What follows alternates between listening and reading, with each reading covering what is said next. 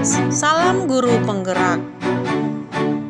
Pada kesempatan kali ini, saya Sarlina Herawati Purba, calon guru penggerak Angkatan 7 dari Kabupaten Simalungun, Sumatera Utara, Unit Kerja SD Negeri 09411 Pangabuan, akan memaparkan kesimpulan dan refleksi pemikiran Ki Hajar Dewantara pada tugas koneksi antar modul 1.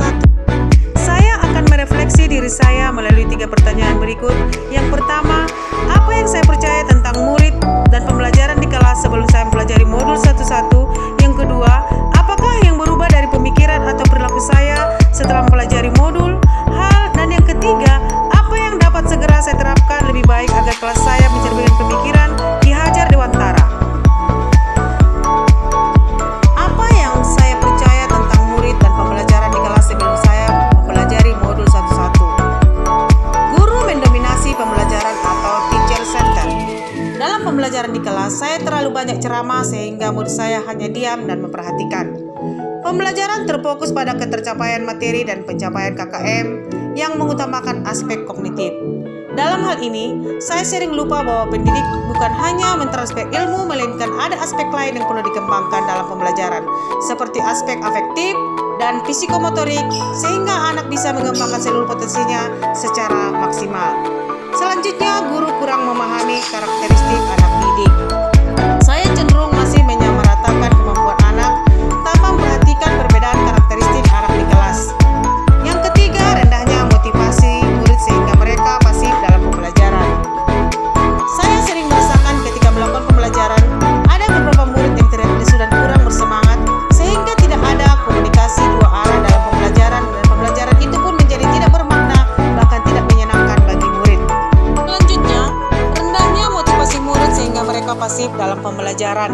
Saya sering merasakan ketika melakukan pembelajaran, ada beberapa murid yang terlihat lesu dan kurang bersemangat, sehingga tidak ada komunikasi dua arah dalam pembelajaran, dan pembelajaran itu pun menjadi tidak bermakna, bahkan tidak menyenangkan bagi murid. Selanjutnya, suasana pembelajaran yang tertib, disiplin, dan anak-anak yang memahami materi adalah fokus utama guru. Apa yang berubah dari pemikiran atau perilaku saya setelah mempelajari modul ini? Berubah dari segi pemikiran. Yang pertama, pembelajaran yang berpusat pada murid atau student center. Pembelajaran yang berpusat pada murid adalah pembelajaran yang menjadikan murid aktif karena mereka terlibat dalam proses pembelajaran sehingga mereka dapat mengkonstruksi pengetahuannya. Yang kedua, menghargai setiap karakteristik anak. Anak tentunya terlahir beda setiap individunya. Mereka memiliki keunikan masing-masing. Saya sadar dengan adanya perbedaan ini akan menjadikan pembelajaran lebih berwarna, di mana sebagai pamong saya harus menuntun murid sesuai dengan kodratnya. Yang ketiga, menyadari bahwa guru bukan satu-satunya sumber belajar. Apapun yang ada di sekitar kita bisa digunakan untuk sumber belajar murid. Murid bebas memilih sumber belajar apa dan dari mana yang akan mereka gunakan untuk belajar. Merubah pemikiran dari menuntut menjadi menuntun. Berubah dari segi perilaku sendiri. Yang pertama, merancang pembelajaran secara menarik agar motivasi belajar siswa meningkat. Berusaha menciptakan pembelajaran yang menarik dan menyenangkan. Saya berusaha menerapkan berbagai metode dalam pembelajaran. Hal tersebut bertujuan untuk menciptakan pembelajaran yang menarik sehingga dapat meningkatkan motivasi anak untuk belajar. Yang kedua, memberikan kebebasan kepada murid untuk menyelesaikan tugas sesuai dengan minat, bakat, dan kreativitasnya masing-masing. Yang ketiga, menuntun murid dalam mengembangkan potensi atau bakat yang dimilikinya sesuai dengan kodrat alam dan kodrat zaman. Melalui kegiatan observasi, wawancara, dan pendekatan secara personal, guru akan tahu potensi dan bakat yang dimiliki setiap murid, sehingga mampu menuntun perkembangan potensi dan bakatnya secara maksimal.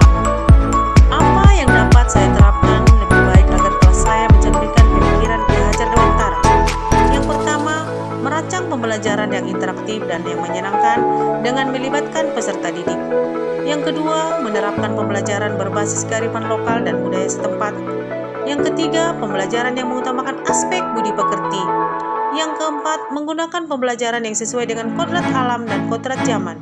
Yang kelima, menerapkan sistem AMONG atau pendidikan yang menuntun, bukan menuntut. Yang keenam, menebalkan aspek afektif dan psikomotorik.